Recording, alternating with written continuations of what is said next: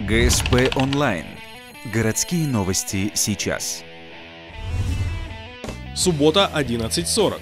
На полигоне ДОСААФ проходят соревнования по скоростному маневрированию «Автоледи». Организаторами выступили Смотра.ру Ухта, ГИБДД и ДОСААФ России. Сегодня на трассу выходят только женщины. Несмотря на праздничный день, им предстоят вполне серьезные спортивные баталии. Судьи скидок делать не намерены. Они должны пройти одну трассу, у всех одна трасса, в 3 заезда, проходит первый знакомительный, 2 зачетных, проходится на время, и по лучшему времени определяются уже финалисты. Особым праздничным элементом стало устройство трассы. Все виражи составлены в виде восьмерок, в честь Международного женского дня. Сегодня показать свое водительское мастерство решили 15 участниц.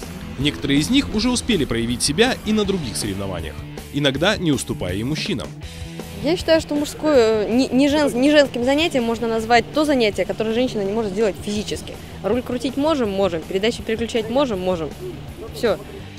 К слову, Марина Андреева в итоге заняла 3-е место.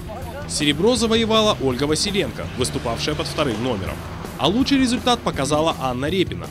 Победительницы получили не только трофеи в виде наградных статуэток, но и призы от спонсоров – подарочные сертификаты.